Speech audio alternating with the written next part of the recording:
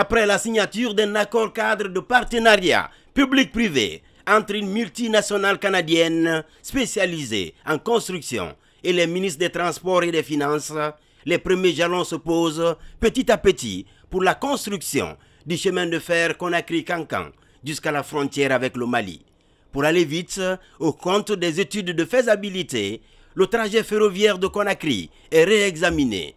Du port autonome au buffet de la gare, ces investisseurs canadiens et leurs experts ont tenu à toucher du doigt les réalités afin de soulager les populations, des populations confrontées à de sérieuses difficultés de mobilité. On va avoir une circulation en ville qui va permettre que le travail vienne tôt et il rentre encore. Et dans le système, on a prévu pour faire un système transport public. Et ça, c'est pour n'importe quel moment. On sait que dans chaque 30 minutes, si tu es quelque part parti, il y a une station que tu peux aller rester, prendre un transport pour aller là où tu vas, pour que ça ne va pas créer beaucoup de problèmes. Ce projet, qui est en phase de concrétisation, permettra de réaliser un port et 1400 km de chemin de fer pour connecter la Guinée au Mali et au Burkina Faso, afin de faciliter les transactions économiques et les interactions sociales. Pour la mise en œuvre de ce méga-projet canadien dans la sous-région, Conakry est choisi comme la plaque tournante. Et si tu vois le 4, Conakry est très proche ville aux États-Unis. Quand tu vois la ligne, c'est-à-dire tous les pays peuvent venir, les collines peuvent venir à Conakry, et maintenant du Conakry, on peut enlever pour Sénégal, Mali, Burkina Faso et partout. On a proposé un port au niveau de Matakan.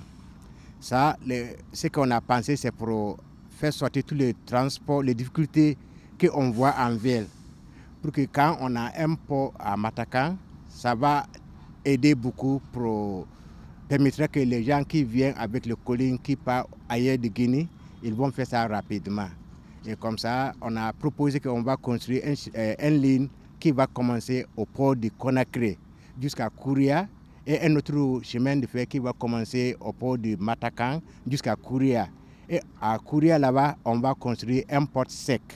Situé le long de la route nationale numéro 1, le corridor ferroviaire Conakry-Kankan permettra de stimuler le trafic de marchandises et de passagers, non seulement entre Conakry et les villes de l'intérieur du pays, mais aussi entre les pays de la sous-région. C'est la priorité du président de la République, à savoir le général d'armée Mamadi Doumbouya, qui en a fait vraiment le centre de ses préoccupations, dans le sens d'accroître et de développer les voies de mobilité en Guinée.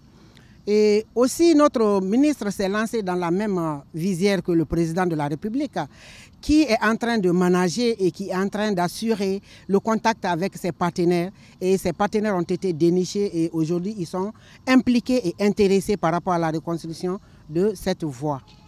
Le président de la République et le ministre des Transports, si je parle sans dire merci à eux, je vais mentir.